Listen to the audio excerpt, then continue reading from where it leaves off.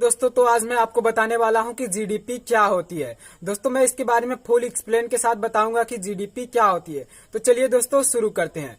तो दोस्तों देखिए यहाँ पे जीडीपी किसी देश की आर्थिक स्थिति को समझने के लिए एक अच्छा पैमाना है। जी हाँ दोस्तों, इसको पैमाना का नाम दिया गया है जीडीपी को।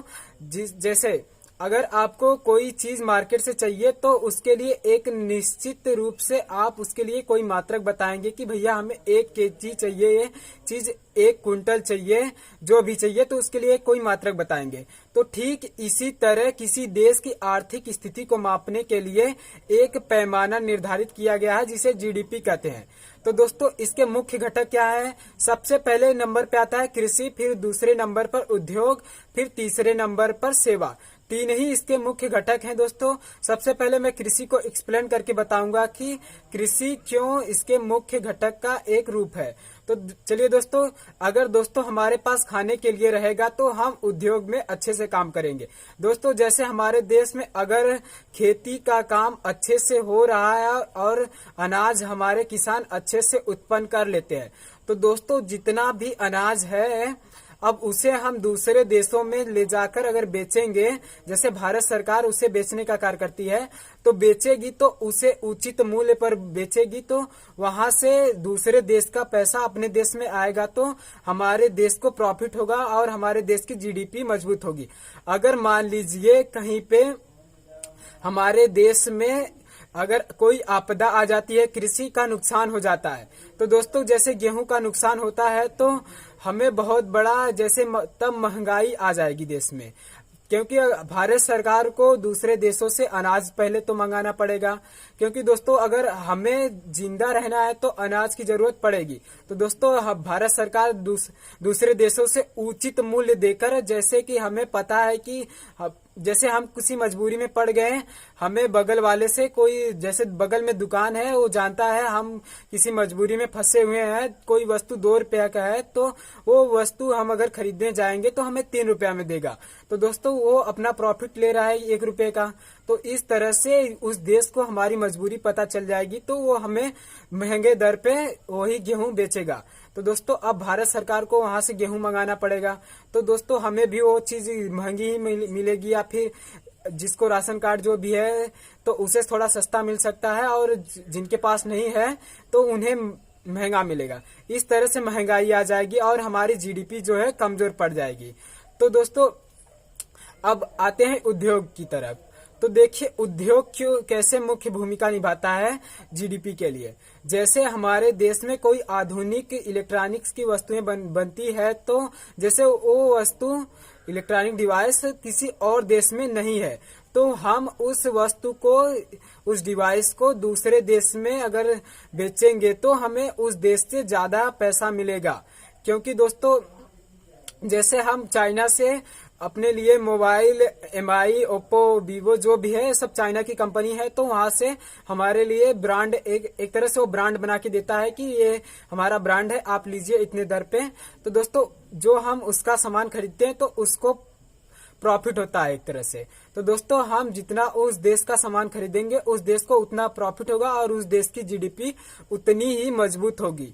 तो दोस्तों अगर हमारे देश में ही वो डिवाइस बनेगी, उसी तरह का ब्रांड बनेगा, तो हम अपने देश के सामान को अपने देश में ही खरीदेंगे, तो हमारे देश की जो जीडीपी है मजबूत होगी।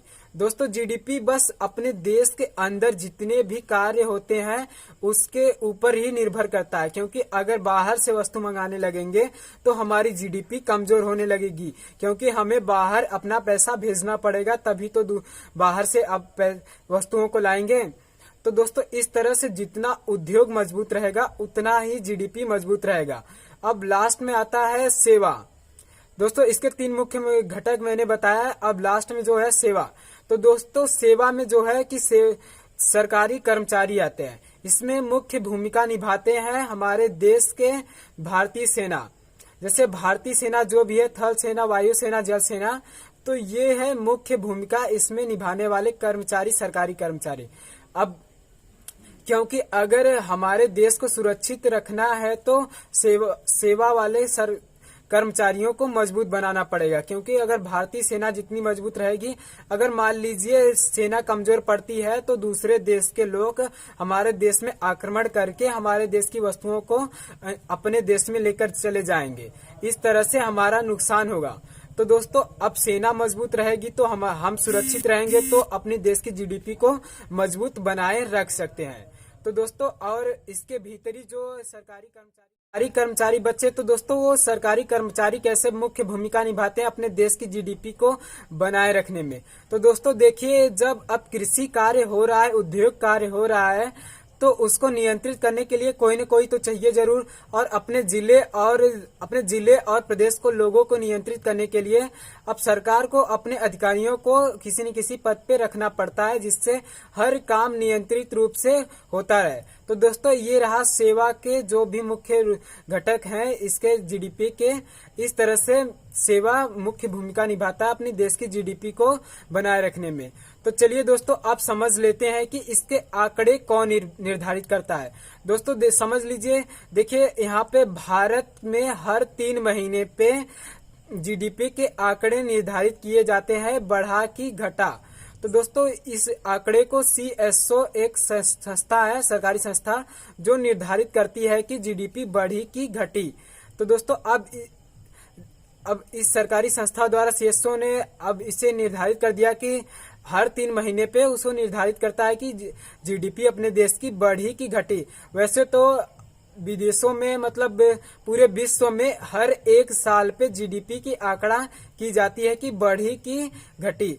तो दोस्तों आप समझ लीजिए अपने देश की आर्थिक स्थिति क्या है, मतलब कितना रुपए का पूरा कोष है। तो दोस्तों यहाँ पे पूरा 200 लाख करोड़ का पूरा मतलब अपने देश की आर्थिक स्थिति है। अपने देश की आर्थिक स्थिति पूरी 200 लाख करोड़ है, जिसमें से 10% मोदी जी ने अभी ये जो कोरोना महामारी चल रहा है उसके लिए एक बड़ा पैकेज का ऐलान किया है, जिसमें 20 लाख करोड़ का पूरा मतलब जीडीपी का एक 10% भाग है, जिससे कि अपने आर्थिक स्थिति को फिर से मजबूत बनाने के लिए। क्योंकि दोस्तों ये जो कोरोना महामारी कम से कम 2 महीना हो गया, तो इससे अपने देश की आर्थिक स्थिति धीरे धीरे कमजोर होती जा रही है।